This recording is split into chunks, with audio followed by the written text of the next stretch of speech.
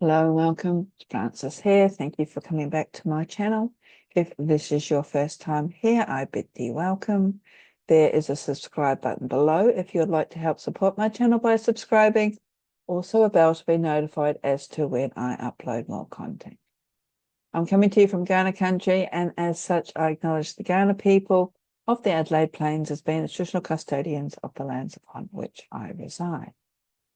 So we have a new moon on the 23rd of August, and here in Adelaide, South Australia, it will be taking place at 3:36 p.m. It'll be at 0 degrees 23 minutes of Virgo, meaning that we have entered Virgo season, as the moon is in the astrological sign of Virgo. And also in September, we will have another Virgo new moon, this time at the other end, at 29 degrees of Virgo, marking the end of Virgo season. So if you have a copy of your birth chart, your natal chart, look to see what house 0 degrees 23 minutes of Virgo falls in, or what house Virgo is in. And in particular, if you have planets and points there as well, because not only will they be activated, but this whole area of your life could very well be going through some change. As the new moons tend to indicate something new coming into your life, something's about to begin, it also indicates that there must be endings, closures, in order to allow the space for these new energetics to come through. There could also be very sudden developments as well. So it's a good time to surrender, to breathe, and to let things go. So when there is a new moon, this means that the sun and moon are together, they are conjunct. And because it is a new moon, people think this is a great time to sort of set new intentions, to start looking at manifestation things into their life, sort of making on those sort of little improvements, especially things that are connecting in with Virgo, which is being a little bit more precise, being a little bit more organized, taking action with respect to things that aren't working or are working in your life. But there are also a number of cosmic happenings also taking place that you might want to consider as well. Starting with the following day, on the 24th of August, we will have Uranus in Gemini squaring, so that's 90 degrees, the sun, which is in Virgo. And this will be the first time in about 80 years that this has occurred. So Uranus is about sudden shifts, Gemini is about the mind, so it could result in sudden or drastic realizations or even shifts in awareness and consciousness. We are also being given the opportunity to move out of our routines and our habits, all that sort of day-to-day stuff, which is all about Virgo, and try something new, something exciting, something that even be wildly different to what we normally do. So depending on where you are at in your life, this could be extremely exciting for these new opportunities coming into your life. However, it could also bring up a degree of anxiety when you realize that you are not all that prepared for these changes. And more so if you have planets and points in the early degrees of mutable signs. So the early degrees are usually between 0 and 2, 0 and 3 degrees of the mutable signs. And the mutable signs are Gemini, Virgo, Sagittarius, and Pisces. And this could be life-changing, especially as Uranus relates to technology. Molly McCord, who's one of the astrologers that I follow, and her link is below for her report, mentions that the energies of Virgo, which is the sun, and Gemini, which is Uranus, also relate to education, how we learn, our mental processes, details, facts, and especially how they are used and implemented. And because of Uranus there, they could very well be getting a bit of a shake-up. Further, the square to the sun could mean a bit of a reality check, especially with jobs or occupations or even industries that are connected with new advancements, especially new advancements coming in relating to Virgo. So Virgo is connected with health. Uranus is connected in with, well, basically computers, technology, programming. And we're seeing the rollout of AI going faster and faster. So there is this sort of need to look at what's being phased out as more and more things are becoming more and more automated. And as I mentioned, just AI coming in and taking over everything. So if you are in one of these industries, it could indicate fresh starts. It could indicate reinventing yourself, upskilling, moving sideways, looking at your skill base and how being a little bit more creative with it, how you can apply it for something new, exploring something new, looking outside the square, especially if you're, as I said, in an industry which is becoming more and more automated. So that's just coming up after the new moon, but just prior to the new moon, we've had some other cosmic happenings that are sort of flavoring things still. Starting off with this trine, which is 120 degrees between Uranus and Pluto.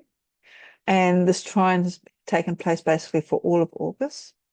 There's also a conjunction between Saturn and Neptune in the 0 degrees of Aries. The exact conjunction will take place in July next year, 2026. So according to Pam Gregory, this is like, excuse me, we're getting a little bit of a taste or an insight as to what to expect next year. Pam Gregory also mentions that Uranus is about 0.5 degree conjunct of Sedna, the dwarf planet Sedna, which is about discoveries in the deep seas and metamorphosis. It's also very malleable. And it's giving the sort of malleable feel to this new moon because the sun and the moon are in mutable signs, along with Uranus and also Sedna. And because that's Gemini, so this is a sense of fluidity, a reality becoming more fluid, more sort of bending. It's not as set, not as dense as it has been. And added to this, and I think I mentioned this in the earlier video, we have some 7, maybe 8 planets, points, asteroids, dwarf planets, orbiting bodies between 0 and 2 degrees of their signs. And I've mentioned most of them here: Sun and the Moon, Pluto, Saturn, Neptune, Uranus, Sedna, all emphasizing these new beginnings. Earlier in the month, on the 11th of August, we saw the great, or the sort of the much anticipated conjunction between Jupiter and Venus at 14 degrees of Cancer. So these two planets are known as the greater benefic, I think it's called benefic, and the lesser benefic. Benefic, yep. So Jupiter is the greater benefic and Venus is the lesser benefic. So these are very positive planets as opposed to the malefics, which are Saturn and Mars. So if you've got your birth chart, look to see what house 14 degrees of Cancer falls in, because this could indicate that you will be receiving some additional positivity, good luck, even recognition in that area of your life. And something interesting that Pam also points out is that this conjunction is also in conjunction with Sirius, and she refers to Sirius as our spiritual star. So what this means is that there could be some degree of abundance in our spiritual life, or this abundance could actually have a spiritual sense to it. Added to this, we've got all the outer planets and new signs, or opening, or encouraging us to open up to more opportunities, new opportunities coming into our lives. And these could be new passions, new interests, etc. Even different areas in your life where you may be feeling a degree of excitement that you may not have felt before. So just sort of tune into your body for a moment and just see what is actually happening. Now, I did mention at the beginning that in September, we will have a new moon, or second new moon in Virgo at 29 degrees. It'll be taking place on the 21st of September, which is the time of the partial solar eclipse, which will be in Pisces. And this eclipse will be visible from basically the really south end of the Pacific and Atlantic Oceans, and also Antarctica. And it will also be prior to the equinox, the Libra equinox, which takes place around about the 23rd of September here in Adelaide. It will be at 3:49 a.m. and it'll be spring for us in the southern hemisphere. It will be the autumn equinox for you in the northern hemisphere. And I'll talk a little bit more about the eclipses maybe in a separate video. However, it is interesting to, excuse me, it'll be interesting to see whether or not there is actually a link between these two new moons. And if so, what will be unfolding or revealing at the solar eclipse in September. So another good reason to have a look at your chart to see what house Virgo is in, because this relates to the potentiality of what could actually be activated at this time. Oh, excuse me, I have a bit of an itchy throat. This also could mean that we are currently in eclipse season, as the lunar eclipse is going to be taking place around the 7th of September, depending on where you are in the world. Here in Adelaide, it's going to be on the 8th of September at 12:58 a.m., nearly 1 a.m. in the morning, and it'll be ending around about 6:25 a.m. for us in Adelaide. And this eclipse will be visible for most of sort of like Eastern Europe, Asia. You'll see it in Australia, New Zealand, Africa, and also Antarctica.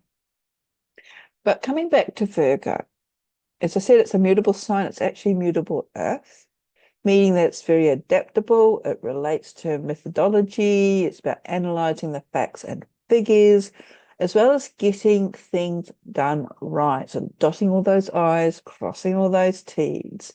It really sort of drills down into the minute details in order to make progress.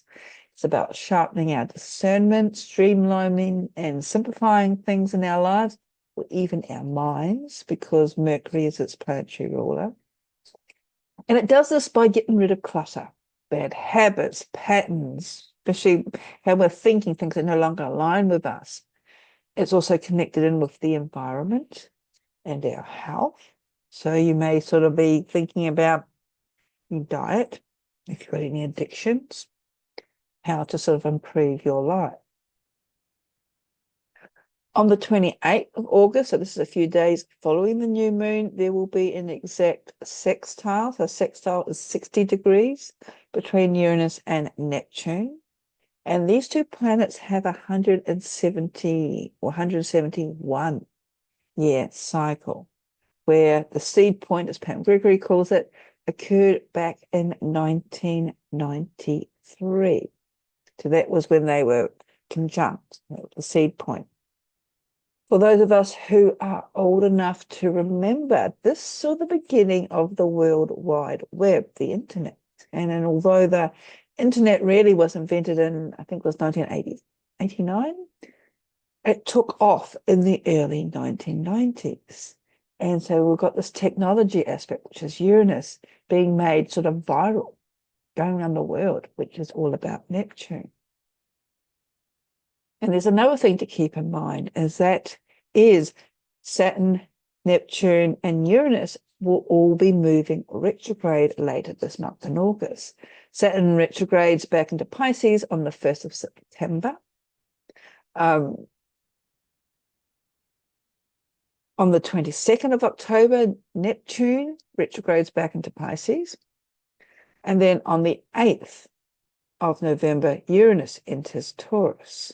So currently they are sort of positioning themselves to start moving back. And I think Pam Gregory used this analogy a number of years ago.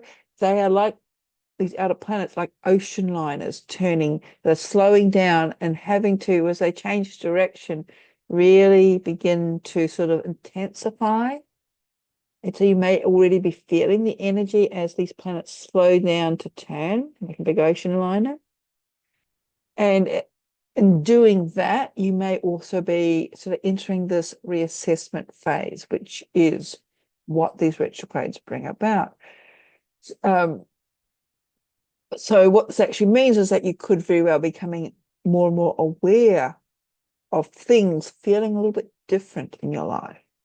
Interests, maybe ghosts of the past, coming to your conscious awareness.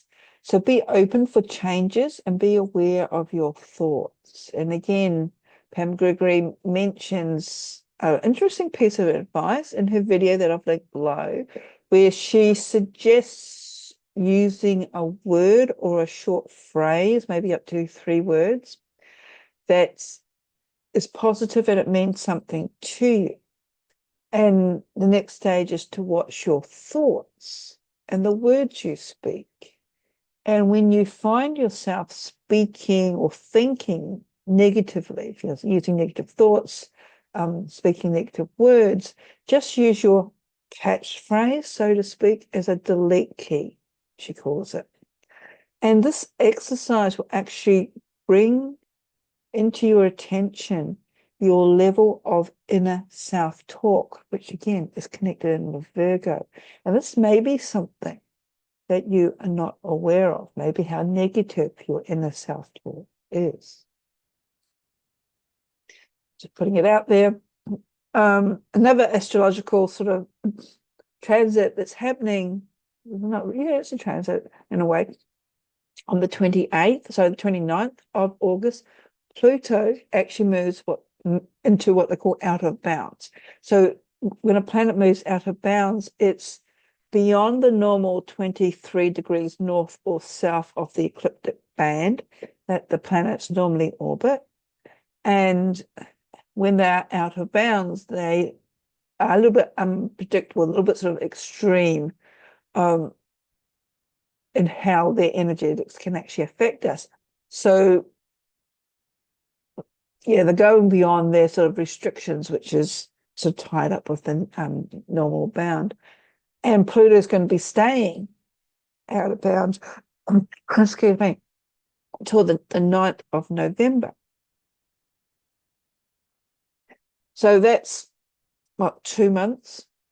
And when Pluto moves out of bounds, when it sort of moves to the north, these are times of great sort of tyranny, autocracy, or sort of totalitarianism.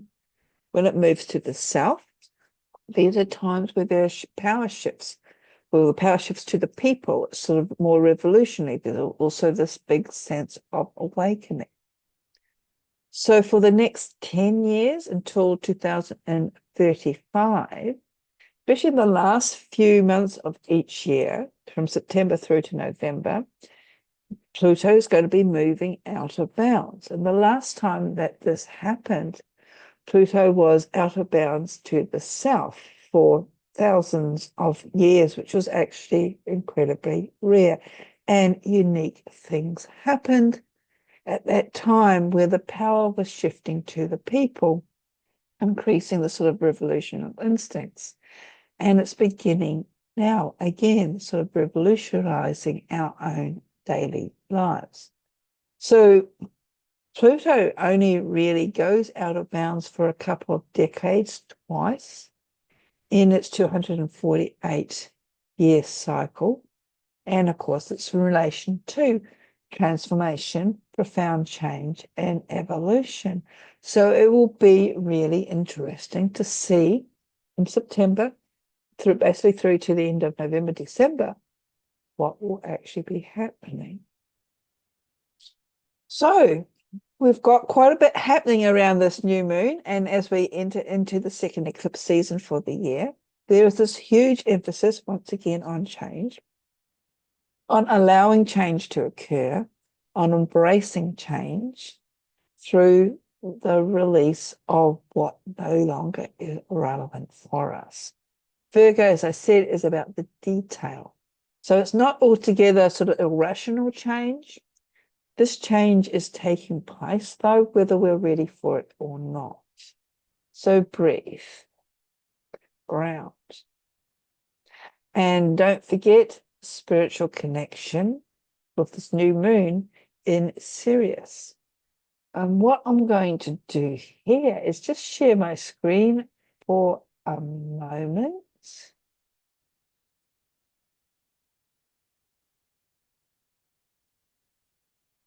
Because I have coming up on Sunday evening, if you are in America, or Monday morning, if you are in Europe, it's around about midnight, but in Australia, it'll be 9 a.m. My online conference, Reawakening the Sacred Self, Deepening Our Connection with Our Authentic Soul. It is free. All you need to do is go to the website, reawakeningsacredself.com, and register. If you would like to look at some of the speakers, there's 24 speakers from all around the world.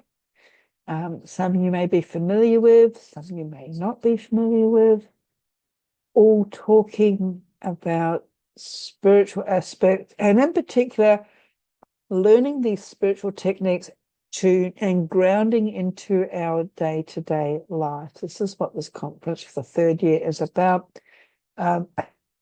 Connecting in with spirit, however you interpret spirit to be, but bringing into that practical element so we make change in our day-to-day lives. So I've got a huge range of speakers talking on all sorts of things from all around the world. There's a little reminder to whitelist my email address. So all you need to do, if you're interested in that conference, as I said, it is free. You're watching all the videos for free, all the recordings for free as well. There's also the opportunity to upgrade if you are interested in where a percentage goes to charity. Just go to the website, reawakeningsacredself.com, and you'll find all the information there.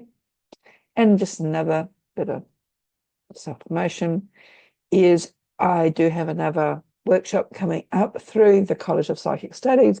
Oh, excuse me with my croaky voice. Happening in October. So the 18th of October, which is a Saturday. And this is a smorgasbord of spiritual connection. So it is 3 hours. It's recorded just in case the time zone doesn't work out for you. It's evening here in Australia. It is morning in the UK, and I think it's some silly o'clock time in the middle of the night if you are in America. But in this workshop, smorgasbord of spiritual connection, we're going to look at ways of connecting with guides, connecting with angels, ancestors, fairies, the fae, all those other sort of spiritual beings that people talk about. You may also have some connection or you've had some experience in those realms, but making them more open, more accessible, understanding how you can have sort of a two-way street. So whether you want to set up an altar and make offerings, to really trust the communication that is being received and how you can utilize it, but also how to determine what is genuine and what is false, and also how to protect yourself from mischievous beings. Because we are dealing with, in most cases, the astral field, and there are a lot of mysterious beings out there. So if that's something that you are interested in, it's in the College of Psychic Studies, which is based in London in the UK. Just go on to their website, look for a smorgasbord of psychic spiritual connection, or look for me, and you can sign there. So just two areas of sort of spirituality that you might be interested in. One's a free conference, and the other one is this course or this workshop. And yes, we have this new moon. So again, another opportunity to breathe. As I said, surrender, lean into the changes, open yourself up for what is about to come through. Blessings.